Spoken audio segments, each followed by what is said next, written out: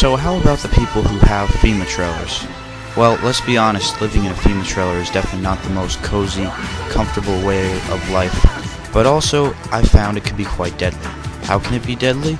Well, this may be a reason that they're still in red tape, but there has been found to be toxins causing serious illness within the trailer walls and possible death. So basically, you just escaped death, and now you get to sit in this toxic trailer. And you don't know if it's toxic, you really can't tell until it hits your insides. And do you want to take that chance?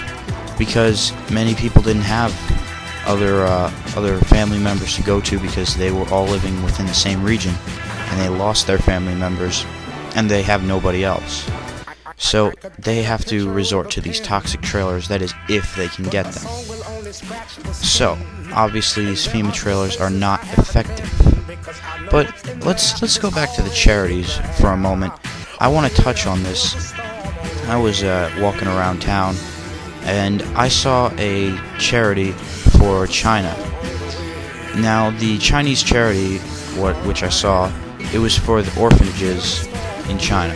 You know, obviously, you know, they really don't have much money over there for orphanages, and although China is the leading power, their people are suffering. Now, I have nothing against China. I love China. You know, all my products come from China pretty much. But I gotta say, when I saw this charity, I was a little disgusted. Two girls came over to me to ask if I had any money to donate, and they were young girls. It was for a school, and this was obviously just another grade in their assignment book to get out of school fast. So you know, they came up to me, and they were a bunch of valley girls, so I will paraphrase what they said. Like, do you have money to, like, donate to our like, charity thing? And so I asked, what was the charity for? And so they explained in their, like, after every word way of speech, they explained that it was for orphanages in China. And then I prompted them on Hurricane Katrina, and their faces turned a little sour, as if to say, that's happened a while ago. We're not doing that anymore. We forgot about that. Really? Okay. So I asked them, you know, the orphanages around here, they could use money. In America, we could really use the extra cash for, you know, our children. And how about Hurricane Katrina? All the people without homes and jobs, and all the people that have been separated from their family, and the kids who don't have a mother or father anymore because they died in the hurricane, most likely trying to save their children. How about that heart-wrenching tale? Do you have a charity for that? And so their reply was, yeah, we know, but, like, we can't do anything. And so then they walked off to dodge any further questions I had for them. So, this is what it's come down to. We have forgotten about all the tragedy that has happened, or maybe it is stored in our minds, but most likely we don't pay attention to it. We change the channel, and we shut it off. We've ignored a major natural disaster that is still causing trouble in America. Yes, this is old news, but that's the thing. It's news. You got the media's dumbed-down version of it. Okay? It is indeed horrible. And the best thing you can do now is go down to the region and help the locals. People who are just on the streets and people who are in trailers, you know, actually get out in the field and do something. And, you know, get off your ass, because donating a few dollars is nice, but like I said, you don't know where that money's going to go. And a lot of these people all they do is they donate their few dollars coming out of the supermarket or wherever the charity set up, and they feel good about themselves. They think, I've done a good deed. I'm just so happy right now.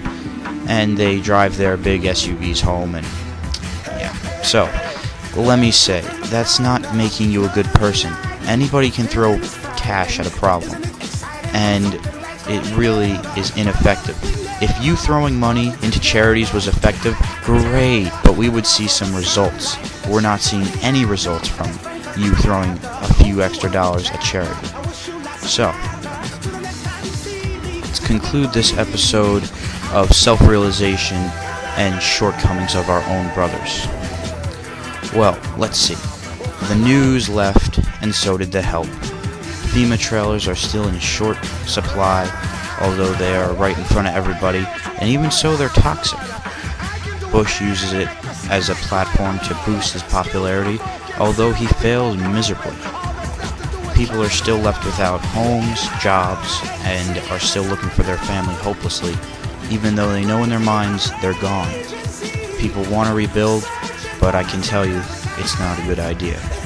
So let us think of a solution. Let's brainstorm here.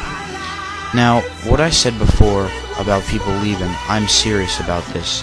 If you plan on living in the South more, where you used to live, please do yourself a favor. Think about your life. Your life is in stake here.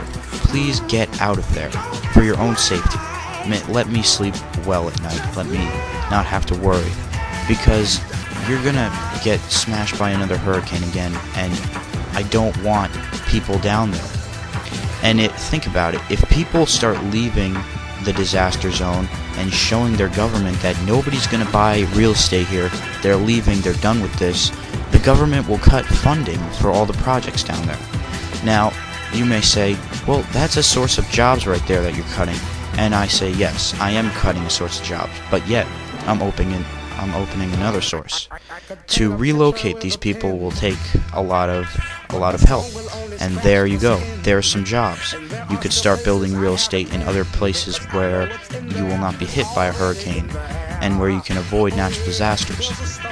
So you have people building houses, you have people relocating other wounded victims, you have people who work in hospitals to heal these tortured souls, and there we go. We got a bunch of jobs right there.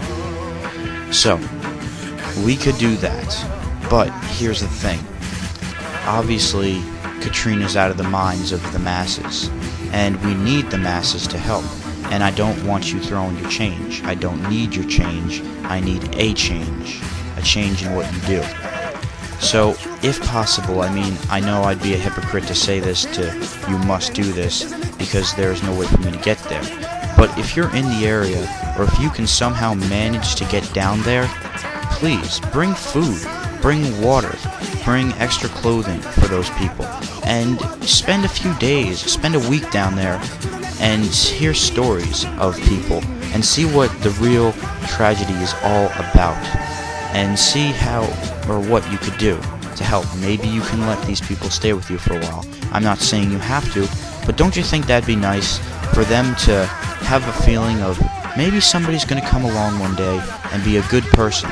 Because let's be honest, we are all deep down inside of us good people, basically good people, and helping our fellow brother and sister, it will just be amazing. You'll see an amazing veil of the wall just